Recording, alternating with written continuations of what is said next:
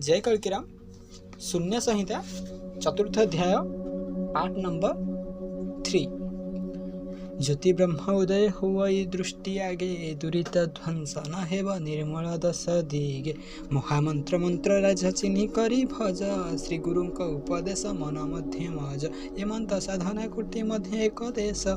देख अष्टधातु मध्य ताकू सुवर्ण रे लेख जेबे जे करिब महामंत्र मंत्र राज प्रणव को मिशाणी न लेख क्षर बुझ हरे बेनिक्षर जेहु प्रणवे कुंडली एकाक्षरे हरे देख सिंहासने हवली महामंत्र साधु बोलीण नाम मंत्र राजे जनबेनी पर जीवे सम पंचभूत तेजी से ही पंच आत्मा तही एकाक्षर कृष्ण जेहु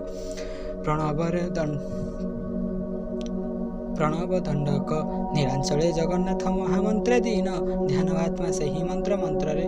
जे चिन्ह वल्लभाय काम बीज बेनी तत्व देख हरे बोलंतेण एकाक्षर उपलक्ष्य प्रणवे तारका जेहु एकाक्षर हरि सुभद्र रूप जे राम कंद्र मधुक्षरी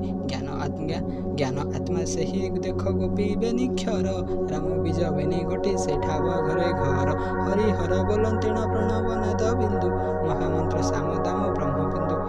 धर्म ब्रह्म बिंदु काम ब्रह्म जीव आत्मा परम आत्मा से ही मंत्र राजा स्वाहा बेनिक्षर बोलिले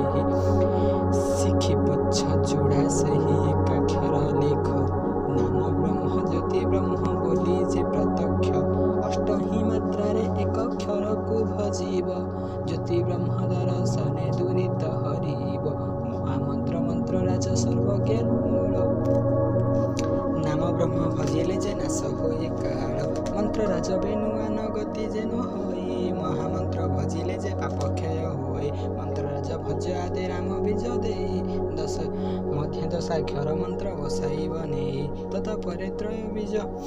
स्वाहा ठाव रख एमंते षोडाक्षर षोडशाक्षर मंत्र राज लेख शुणिब वज्रवा कालके चरण सुर्तिले निस्तुरिले बोलिण बोइले पुणे पचारिला पंचवर जन तनई संधिकता फेड़ प्रभु तत्व ज्ञान देई शत अष्टोत्तर नाम सहस्रेक अच्छी सहस्र बधन शेष न पारिले लेछि राम राम राम राम राजीव लोचन सकट भंजन राम रावण वर्धन क्लेशी हंटा संडा शक्र अर्घादित्य ऐरी सकट भंजन बकासुर को संहारी सर्वसुर राज हरि पतित पावन क्षीर सिंधु तीरे प्रभु अनंत शयन राम राम राम राम राजीव लोचन सकटा भंजन राम रावण वर्धन राम राम राम श्री